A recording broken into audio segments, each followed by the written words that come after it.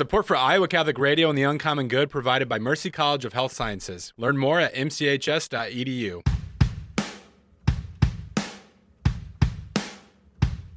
Welcome, folks, to the Uncommon Good with Bo Bonner and Dr. Bud Marr. Every week, diving deep into the truth of Catholic social teaching and restoring all things in Christ.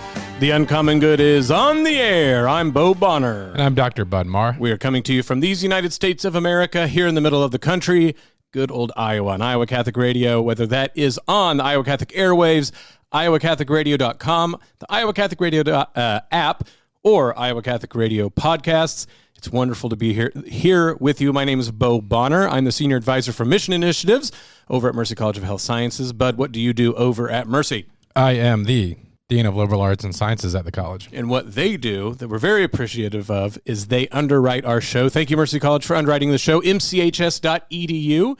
But would you say we're in the throes of the summer semester, or we're wrapping up the summer semester? I think we're officially wrapping up. It is the finish line, the last leg. I've got racing on my mind. I was going to say, we deserve to be able to use some Olympic imagery here in the summer. Another indication, of course, that it's summer. Unlike most humans that are normal, Bud, a lot of people get allergies in spring. I always seem to get allergies sometime in the summer, and everyone's like feeling bad for me, and they're like, what sort of loser are you?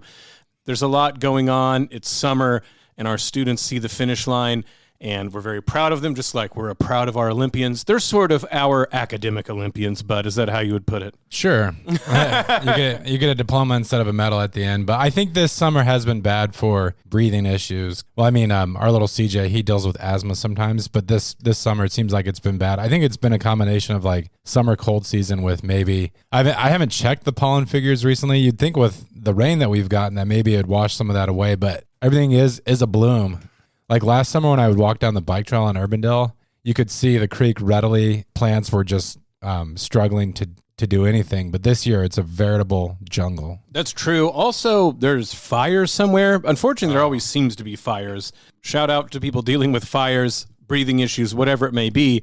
The point being is we are training the next generation of people to take care of health problems. I don't know if they'll all be breathing ones, but certainly I know that I have encountered multiple graduates from Mercy College in being a sickly man, sometimes running into them here in Des Moines. So mchs.edu, thank you for underwriting the show. Bud, we're going to be dumb enough to walk into some Olympic controversy. People can go get a lot of commentary on the opening ceremony of the Olympics. I don't think we need to retread a lot of what's going on there. However, I think it was on both of our minds. Part of it was about art and homage. Part of it is mockery, which I think I have an interesting take on mockery in Christianity. But what interested you in this topic? No, I think you're right. It's in the cultural conversation this past week, but what's most interesting to me is some of the broader issues that are involved. Like, I think you could do a whole show just breaking down what happened at the pre-opening ceremony, but there's how Christians think about art and our relationship to the broader culture. I think that's, to me, the most interesting aspects. I, of course, am not going to pass up a chance to get to rip on the French. Yeah. So we're going to do that, except their food. Although, the funniest take, this will be the most controversial if a French person's listening. Every Lebanese person that I talk to and every Vietnamese person I talk to argues that they can do French cuisine better than the French now. Well, the best croissants are not even made by French people anymore. One thing I do appreciate about French culture is their cheese, their love of cheese. It almost it competes with Wisconsin for being the epicenter. Paris, Wisconsin. You've come to the right place. This is the Uncommon Good. Bo Bonner, Dr. Bud Marr. Stick around. We'll be back right after this.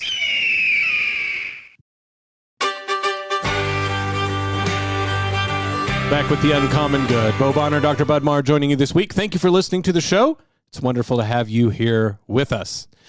But if people have been not under a rock at all, they'll know that the Olympics have been happening. Yeah. And in the middle of the various things that are happening with the Olympics, something that it's sort of like NFL Super Bowl halftime shows where I guess sports people figure that if not everyone is into sports, you got to throw in some entertainment. Yeah. And so opening ceremonies for the Olympics, this is for the kids out there who don't know this. So Bud and I will go into old man mode real quick. Dude, the opening ceremonies used to not be that big of a deal. I mean, they were like, oh, they're starting, and then there was a torch, and then it's kind of everybody like marched in, right? Yeah, the athletes would process into the main stadium or whatever. Yeah, and then you're like, there's ours. The first one I remember being bonkers was Beijing. Yeah. Remember when I had just thousands of people playing the drums, and everyone was very impressed, but then they were all like, oh, they had to practice 20 hours a day or whatever. I don't know. But do you remember the opening ceremonies being a big deal before that? And I'm just being a cretin. Well, I'm really scratching my head here because I guess in our household growing up, we weren't a big Olympics family. We watched some football, we watched some basketball. It was really like an adulthood where I like it. I mean, there's things that the athletes pull off that I'm just kind of blown away by. Yeah. And so for most of my adult life, the ceremonies have been pretty bonkers. It's kind of it's a liturgy for the world. You bring together all these different cultures, and then offend half of them. That's right. Sorry about that. I didn't mean to go laughing into coughing like a psycho person. What I'm getting into is that if you're listening to Iowa Catholic Radio, you've probably heard that an event happened that at least could be construed as mildly offensive, or you heard it as the French personally tried to mock every single Catholic on earth. It was a wild ceremony for a lot of reasons. Yeah. I mean, you have a heavy metal band playing whatever from the Revolution with someone singing as a beheaded Marie Antoinette. From the spot she was condemned to die. Very French, by the way. That's a total French move. But what we're mostly getting at, right, is, Bud, I'm going to be mean and throw it over to you because you have it opened up here. What is the best way to describe what people are angry at? In my opinion, the reason why this one really caught the attention of a lot of Catholics and Catholic commentators is precisely because it was in France. You know, France has that moniker, the eldest daughter of the church. Mm-hmm. And so the Beijing ceremony, as you pointed out, it was unique and it had a lot of flair. In a lot of ways, Americans were trying to understand culturally, a lot of what was going on. And this one, what sparked a lot of the fervor was this scene, and part of it. If you watch the entire ceremony, you're right. To me, it was this montage that didn't always fit together. Yeah. There was the whole masked guy running around Paris. Yeah. And I thought the conclusion of the ceremony was going to be revealing his identity, which they never did. Right. So I was a little thrown off, but there was one scene, and I'm hedging here because there's a lot of controversy about the exact cultural reference points. But for myself, when I first saw it, my mind immediately went to the Last Supper. We don't have to get into some of the details in light of maybe some of our younger listeners, but it was a scene that looked like the Last Supper, so something sacred to Christians, and there were elements that were perceived as mocking it. And I'm trying to apply a hermeneutic of charity or generosity to the organizers. I think there was some special pleading. So there were kind of two approaches in the wake of this event that sort of bugged me. And one is, this scene that looks like the Last Supper, it very quickly thereafter transitions into a Dionysian bacchanal. By the way, I just want to throw out something real quick. When I saw that dude, all in blue, I thought Will Ferrell had been paid by the French to make a joke about Dionysus. Oh, okay. Right? Because I'm sorry to break into this real quick. Folks, I think it's really important to point out that this was all very Bush League. This is the opening ceremonies, and Paris spent tons of money, and I think it's crazy that the cultural thing we're talking about was something that had to have been, is it fair to say, Bud, the worst part of the whole thing? Yeah. Whatever you think about the river horse thing, that was very interesting, at least. Yeah. The same thing with whatever heavy metal band, Goisha or whatever. Okay, I mean, it's a beheaded person singing, but whatever. This part particularly looked like a Saturday Night Live skit to me. Okay, proceed, Bud. I'm sorry. No, I'm actually going to pivot there because I think you're making an important point. So art is always an expression of the culture within which it grows up. And so I think this was actually an important cultural moment where France has kind of drifted from its Christian Catholic heritage. And so in a situation like this where it has to produce some sort of ceremony, it doesn't know necessarily how to go about that. Because I think interesting art almost always has like a transcendent reference point. But if you've kind of bracketed God, and you're still trying to provoke this sort of a certain level of emotion or catharsis on the part of the viewers. Reverence. Where do you draw from, right? Yeah, not the river, which is so polluted that they can't. That it's dangerous to swim in. Well, that was a hilarious part of the games to me too, and I'm really following a bunny trail now. But like they forestalled the triathlon because they're like the what's it called? Like the water quality of the Seine was not ready for the athletes to swim in. Which it will be in a few days. No, they did it yesterday, and so I was wondering like how the athletes felt about this. Like 24 hours ago, don't get near the water.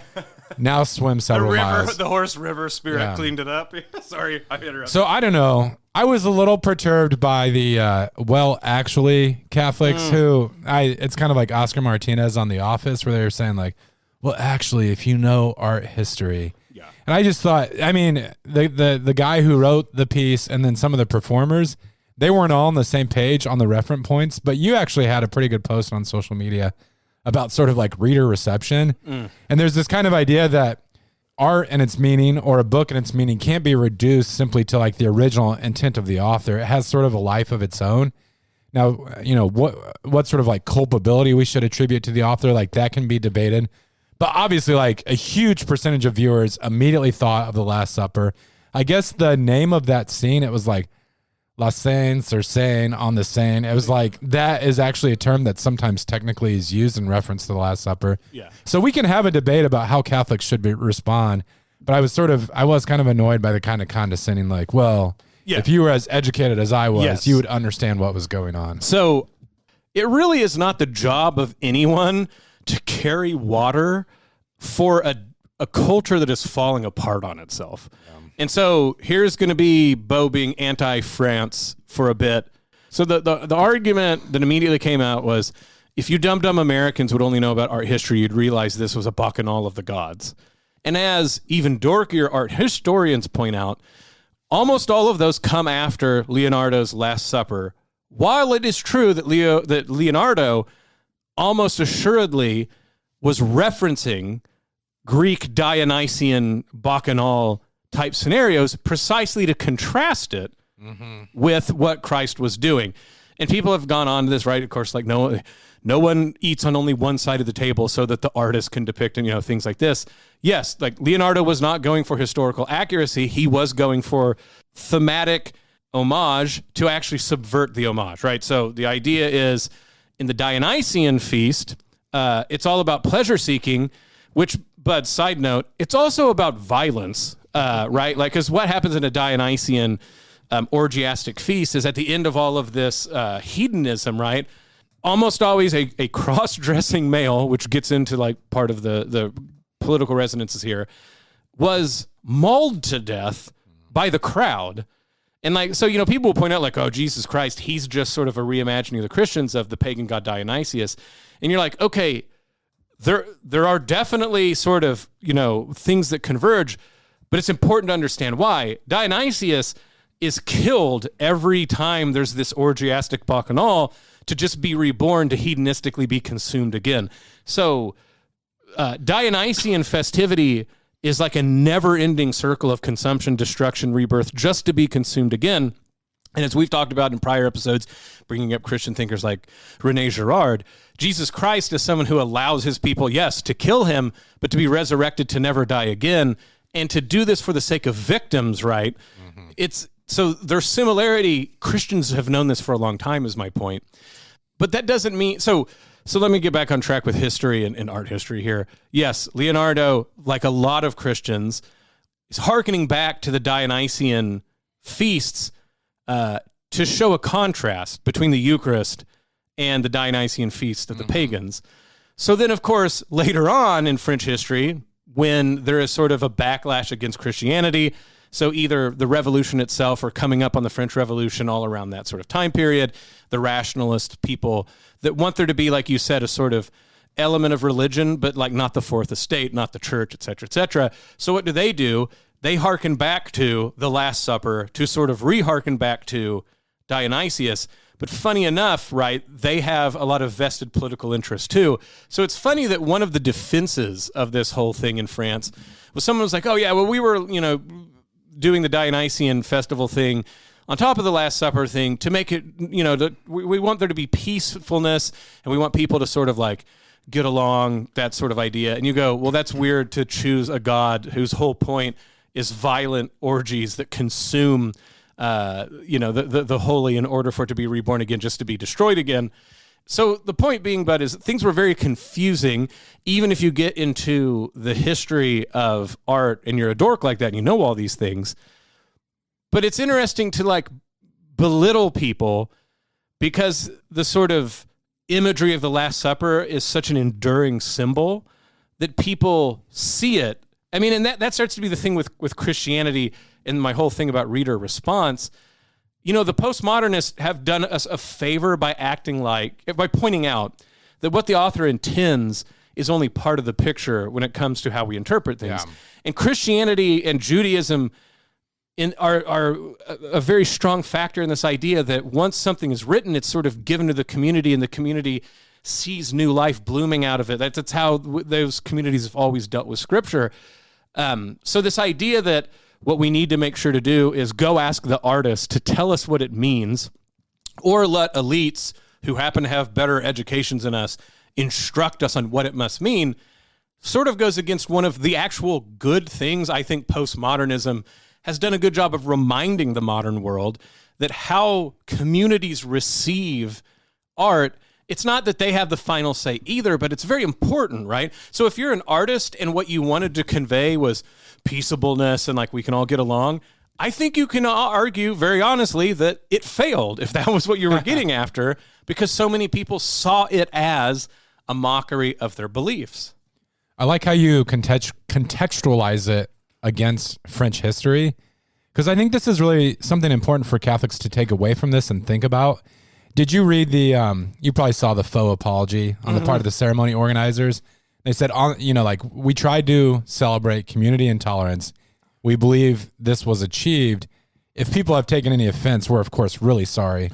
I've heard that sort of thing in my household. If my brother was bothered by what I just did, I'm sorry about that. Right, sort if of he's still bleeding, I'm very sorry. Okay, yeah. If his feelings were hurt.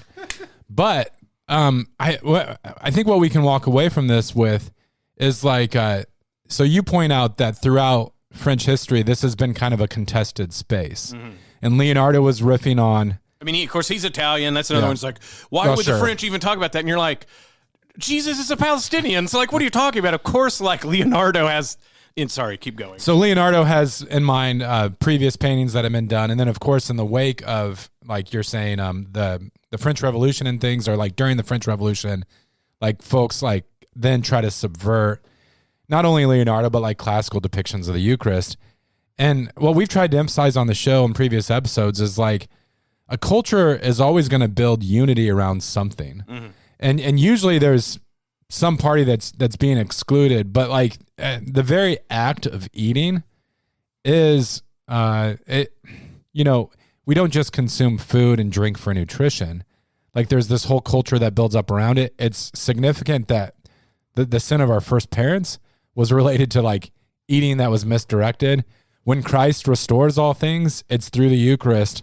And so often any cultures that reject Christ, when they try to build unity, it's sort of a parody of what the Christian faith is about. And so it's not surprising that when it comes to the Super Bowl, the Olympics, I would say holidays that we celebrate in American culture more generally, as Catholics, we don't have to be well, I'm not going to do Memorial Day because people are eating hot dogs for the wrong reason. Right. But we have to ask ourselves, what sort of space do we inhabit? And as Catholics, how will we be leaven within this culture? I think excuse me, a knee-jerk reaction of just rejecting all that's set before us is not going to work. And that being said, there are occasions, we could ask ourselves, should we participate in this at all? I think St. Paul, he sort of faced those things with food that was sacrificed to idols. But more interestingly, how do we build a culture of eating? You could say a Eucharistic culture. I think this sort of topic came up at the National Eucharistic Congress that invites people from every tongue, tribe, and nation into it. That's not built on scapegoating. That's a true alternative to the sort of practices that we saw at the Olympics. Yeah, and to me, I think to head off a lot of things at the pass. I know why this is culturally a big deal in the United States, even though it happened in France.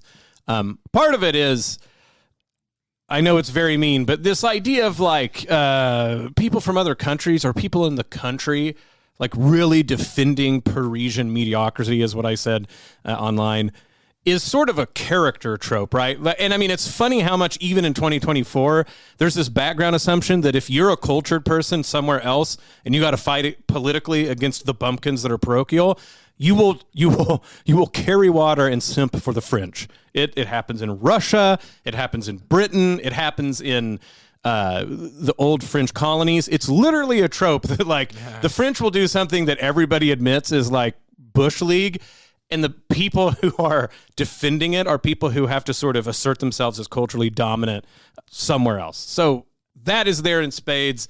I said what I said. People could be mad at me. What I think is interesting, though, is if you really want to bear down this, people got political because this involved, and I mean, I know we're not going to get into this completely, but issues of transgender, gender sexuality, that's part of why this is a big deal in this moment now in the United States.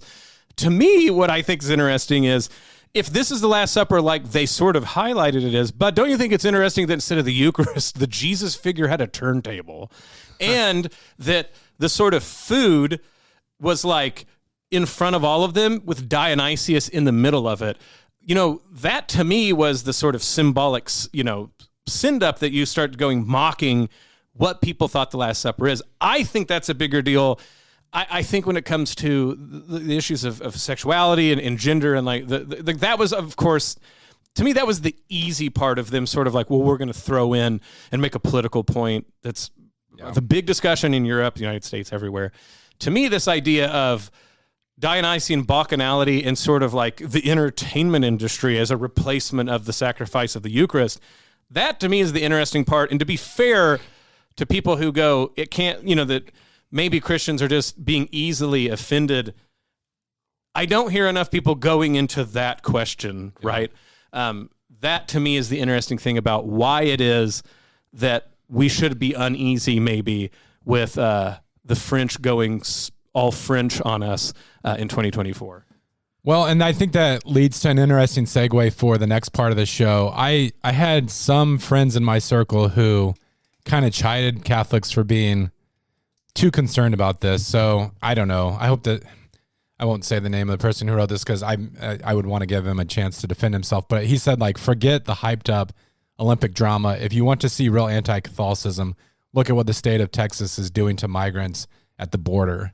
And I heard this sort of thing with like, why are we all up in arms about the Olympic ceremony when there are real problems that matter in the world, whether that's conflict in Gaza or Ukraine, the treatment of migrants? I mean, serious matters, right? And I guess, Bo, for myself, I resist this sort of like policing of like what we're allowed to discuss. Yeah.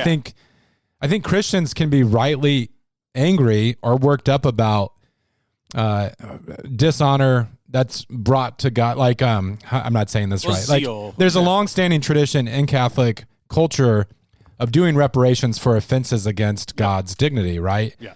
Now, I think this person is making a sort of point where we can say, like, do we have the proper balance when it comes to the types of things that are like make us angry? It's tough in the modern world because there's so much that we're exposed to, like so many injustices. And so you can say, I think like the prophets get into this, like you have your ceremonies and your rituals, but your mistreatment of the poor means that they like stink in the nose of God, or I'm saying that very unpoetically. Right. And so we could talk about that, but I think like this really segues to the next part of the show where you want to say like, how did you put it? Like what? We need a better mockery. We need to demand better mockery. Okay, so like part of the problem with the display of the Olympics was that it was just sort of lame. We'll get to it. This is the Uncommon Good. Bo Bonner, Dr. Bud Marr. Stick around. We'll be back right after this.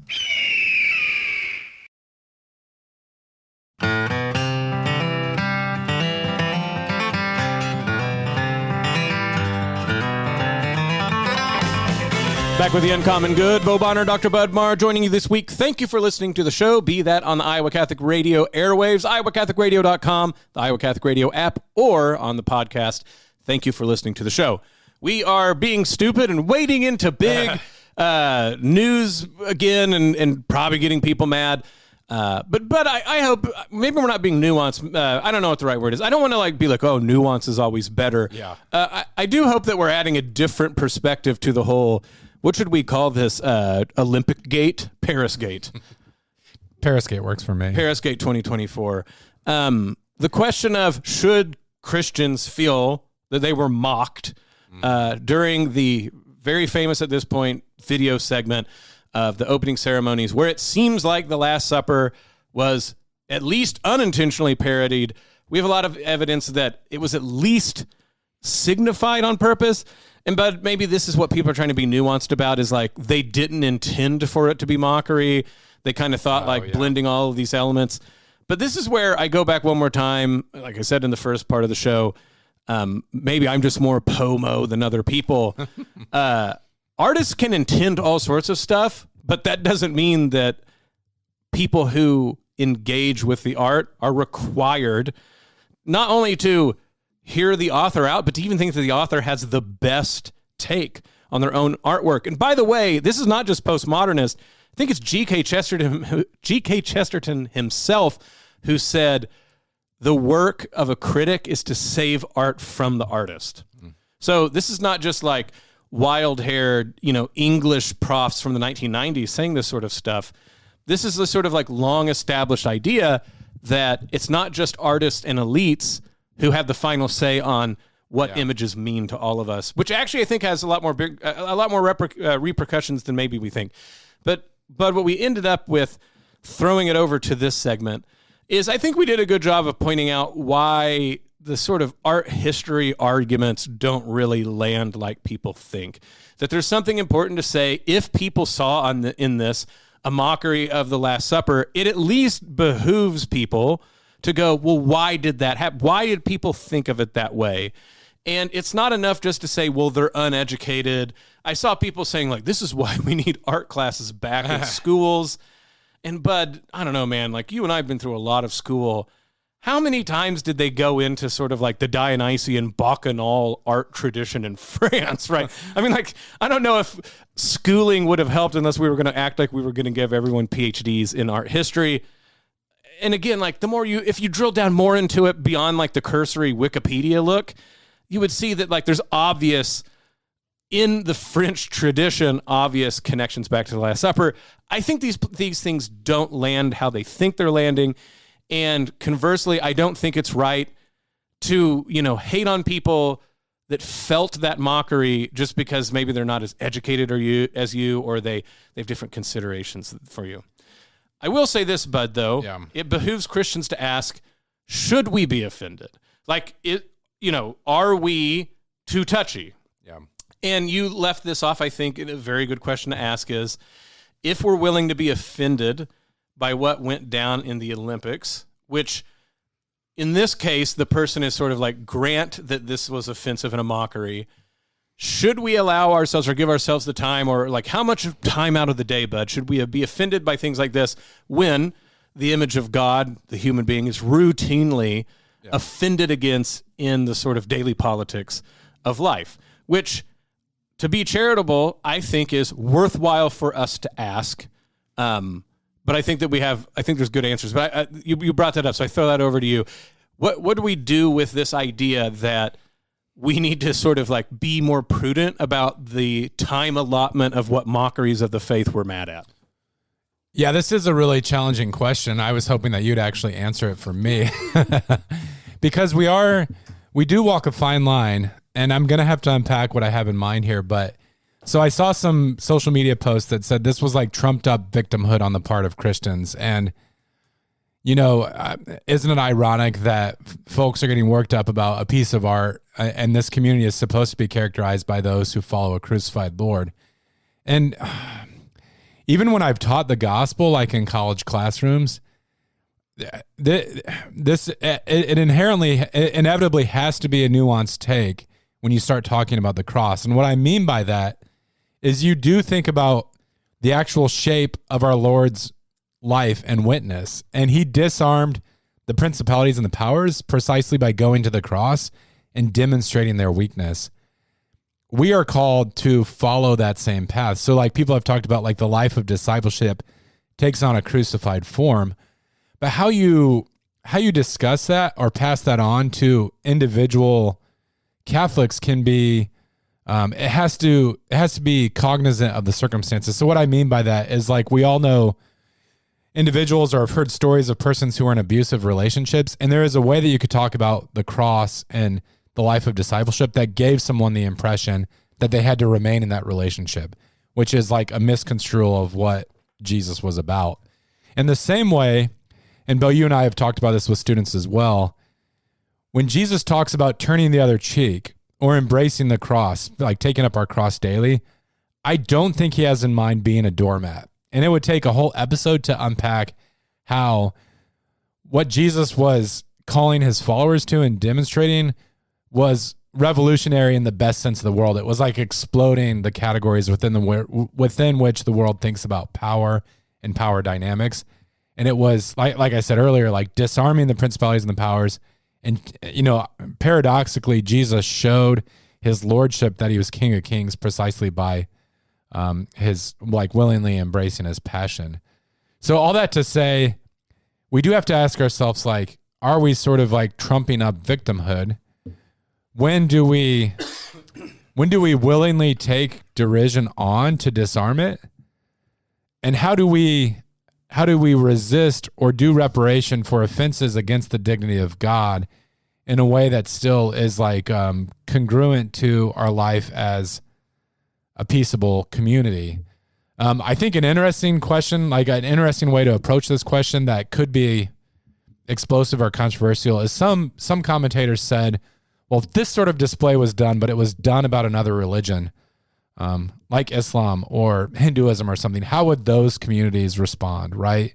And there does seem to be sometimes on the part of, say, Muslims, like a greater, like a more ready willingness to defend their own tradition or history. I just posed that question, not rhetorically, but knowing like it's complicated and it's challenging to tackle. Yeah. So on one hand, I want to unqualifiedly say I'm happy that there are still enough Christians to be bothered when they think the Lord is publicly mocked. Mm-hmm. Even if it's wrongheaded, even if it's playing victimhood trumped up. Or you could say even that the organizers felt compelled to gesture towards Christianity. Like we're still I'm getting at enough that of a cultural force. Yeah. So like for me, I am happy that people were at least uncomfortable with this. I'm glad like that the Christians didn't go to like, you say tomato, I say tomato. Good.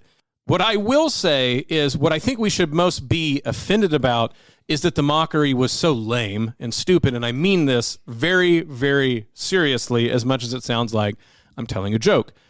I actually think that one of the calling cards that Christians are doing the right thing in the world is if we are mocked far more wholeheartedly, bud. The fact that like our mockery is so passive is troubling. I think the troubling thing that we should get out of the two things. One is that it was weak sauce. It wasn't even a good mockery. I'll get to that in a second. The second is the mockery probably, I don't know if they've intended it or not. I mean, I can see it both ways, but certainly, Bud, the mockery worked on, Christians in the Last Supper, it's just about getting together and eating and, all the Last Supper was a party, right? And so I'm hoping some of the feelings of mockery are Christians going like, hey, there's much better things to mock us for that we're not in line with the world. I don't like the idea if what we're saying is like, that's not very polite towards Christians. Because let me give two examples of mockeries of us that I think we should be outstandingly proud of. So one is one of the first images we have of the crucifix, which is called the Alexamenos graffito.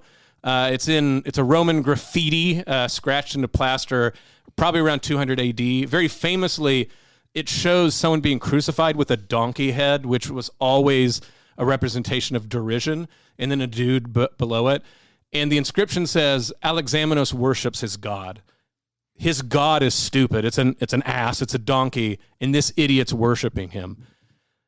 For Christianity, relatively still underground, around 200, it's not completely underground, but it's certainly not like in the echelons of power that it would be pretty quickly after that. It's an achievement that we should be proud of, that Romans made graffiti mocking us, because but why are the Romans, would they think this God deserves to have a donkey head? It's because he died as a slave would die on a cross, right? Like that is mortally offensive to Roman sensibilities. They were offended that we believed in a God who died as a seditious criminal and that we would think that he was resurrected and worthy of belief. It was an all-out mockery. It's like it's hard for us to sort of pinpoint how much this was a Roman truly making fun of his friend because he thought the God you're talking about is senseless compared to the logic of the Roman Empire. That's mockery to be proud of. Other mockery worthy of being proud of.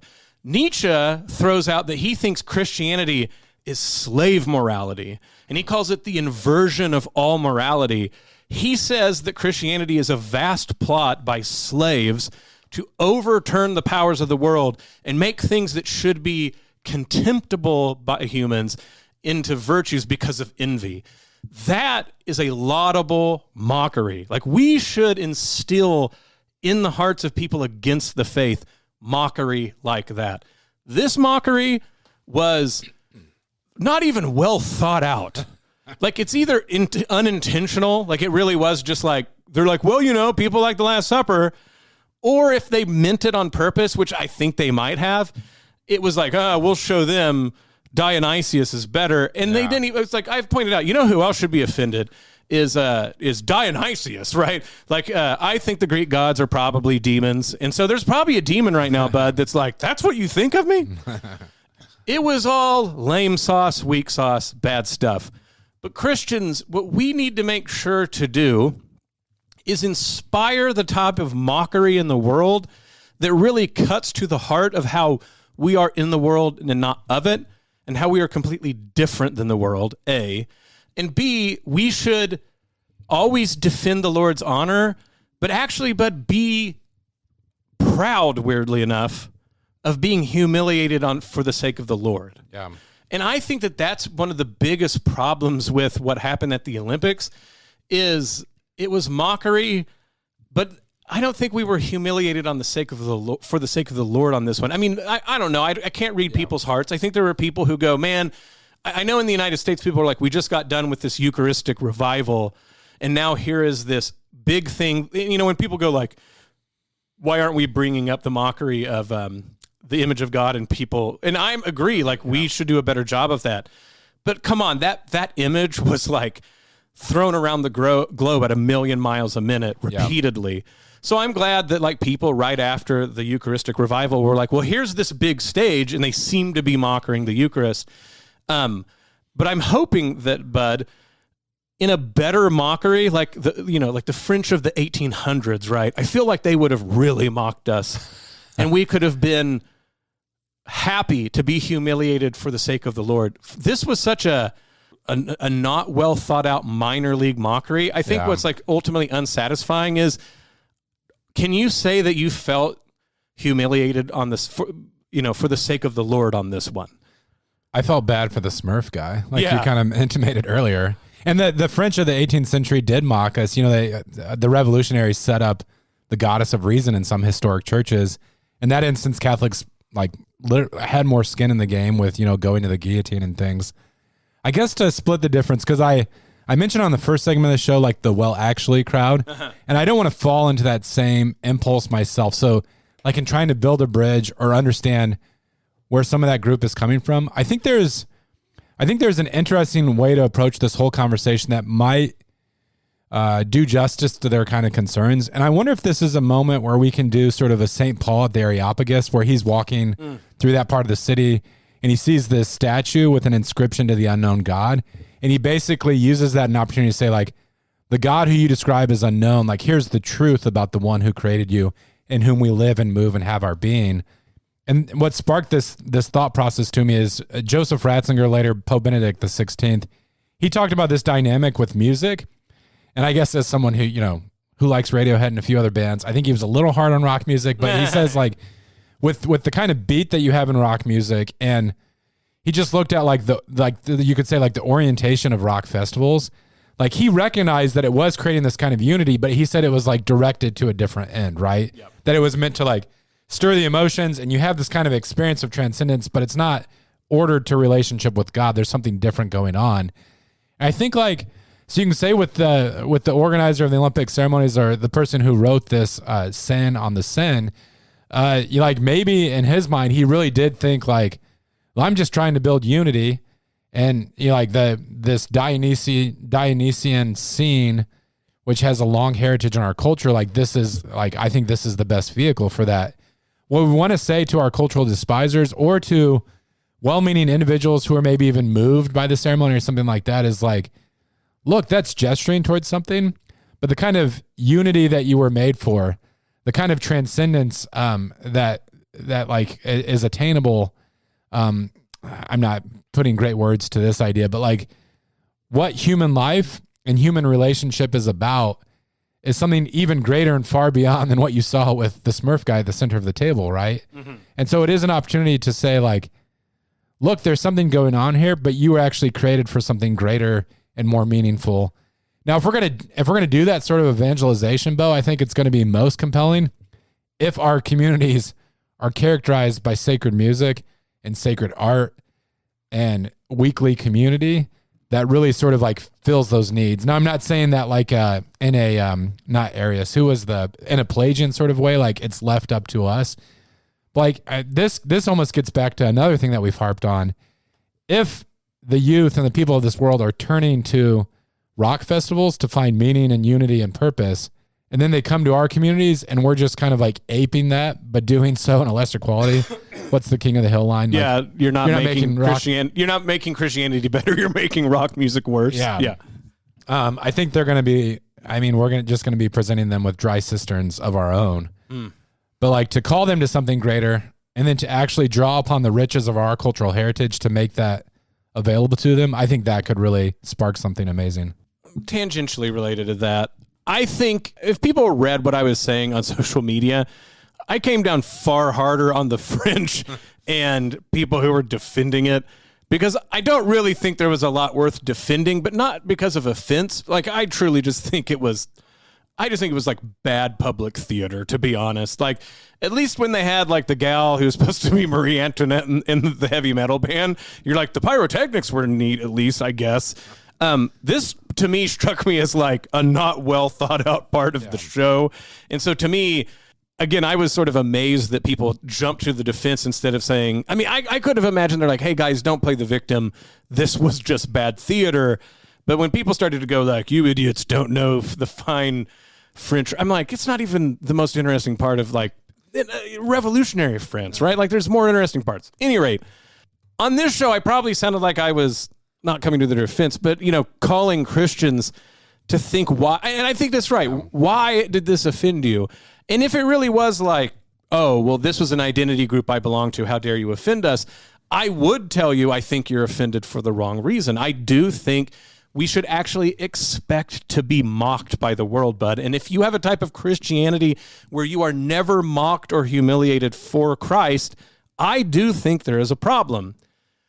However, what I would like to throw out is, if you think religion that is atrophied in the modern world looks pathetic, you should see revolution when it atrophies and is pathetic. And that, to me, like, is the most strident thing I would say to France. And I mean that is, when France was in the throes of sort of rebelling against its, you know, oldest daughter of the church motif, and to me that has always been much more complicated than people throw out. But at least it really did throw very heated criticisms that the church really needed to look at. I think of in terms of, you know, Victor Hugo famously was very anti-Catholic, but he kept putting different priests who were good in his longer works, and his fellow revolutionaries were mad at him. And he said something to the effect of, I want them to know the saints they say they have and that they're failing to be. That's great. I want those sort of fastballs high and inside thrown at us by the people who despise Christianity. My challenge to all of us is, if we don't get mocked according to the high calling of what we're set out to do, and if we don't expect to act in the world to get humiliated for the sake of Christ, except as a sort of like, hey, don't make fun of my people, you wouldn't make fun of other people's people. That, to me, is the takeaway for Christians to really ask themselves. are we in the world but not of the world in the sort of way where we get mocked better? We should aspire to Nietzschean mockery or that Alexanimos graffiti mockery, not the worst version of a bad Parisian street play that happened to be very sillily done. That would be my argument. This is The Uncommon Good. Bo Bonner and Dr. Bud Marr. Stick around. We'll be back right after this.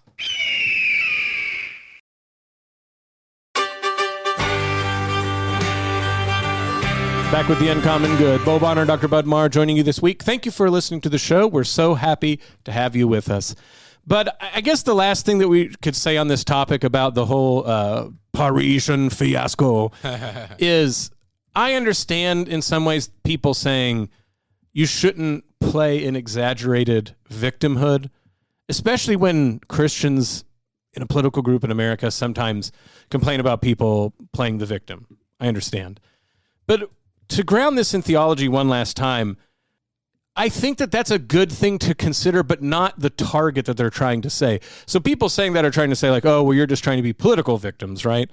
But we already have a divine victim whom we are supposed to not only emulate, but find ourselves, our lives hidden in his wounds. Mm-hmm. So if Christ is the perfect victim who died for our sins, we don't have to play the victim for anything else, because even in our struggles, right, we're supposed to see ourselves as, what does St. Paul say, though? Like the extension, the continuation of the sufferings of Christ.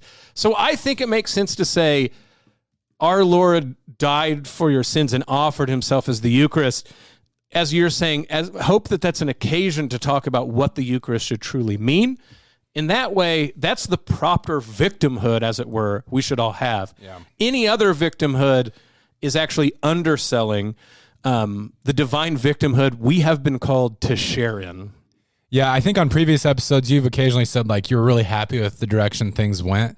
I think I'm going to feel good about this episode and its reception history, because there's been so much that's been written about that Olympic ceremony. And I hope, even if you disagreed with our take, that we gave you some things to think about, sort of like some interesting angles on this whole conversation. If you did disagree with us, if you didn't, if you're just listening out of wonder and awe, please join us in the prayer life here at Iowa Catholic Radio. We pray the Rosary on air at 6 a.m. and 10 a.m. each day, the Chaplet of Divine Mercy at 2:55 in the afternoon. And then you can also use the Iowa Catholic Radio app to pray the Rosary anytime, anywhere. If you go to iowacatholicradio.com, you can see all of the events that are coming up. Man, two big ones, but really what we should focus on. We, of course, have the Iowa State Fair August 8th through 18th. So just like always, the Iowa Catholic Radio staff will have a booth out there over by the Ann and Bill Riley stage. And then, of course, coming up shortly after that, we're going to have Christ Our Life Conference here in Des Moines, September 28th through 29th at Wells Fargo Arena. I'm hoping that weather and allergens settle down for the great outdoor event that is the Iowa State Fair. But, Bud, knock on wood here, I seem to think usually my family and myself are all pretty healthy by the time the Iowa State Fair rolls around. Probably because we just want to go eat bad food, and so our body like hills up, ready to go. But yeah, so that's right around the corner. Make sure to go check us out at the tent where we've been. Like we always say, this ministry is not just the people on air, behind the boards, or behind the desks. This ministry is your ministry as well. Thank you for volunteering in your prayers, but we also ask you to consider to donate, iowacatholicradio.com or 515-223-1150 to donate. Your material contributions makes this ministry possible. Thank you for everyone who makes sure to give gifts, to prayerfully consider making long-term or recurring donations.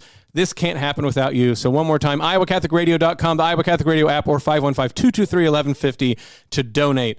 Thank you for everyone for the contributions that you give. Well, Bud, as you said, I hope the reception history of this episode bears out. So as we get to the end here, we're going to let this episode be like a bird and fly out of our hands to do what it may in the world. Ew, you just painted a beautiful image in my mind. Great. This is the Uncommon Good. May Jesus Christ, the Prince of Peace, reign in our hearts, family, city, state, nation, world, solar system, galaxy, the whole kit and caboodle. This is the Uncommon Good, and we'll be back next week. The Uncommon Good with Bo Bonner and Dr. Bud Marr is heard every week on wonderful Catholic stations like this one, and anytime on podcast. Just search for The Uncommon Good. Support for Iowa Catholic Radio and The Uncommon Good provided by Mercy College of Health Sciences. Learn more at mchs.edu.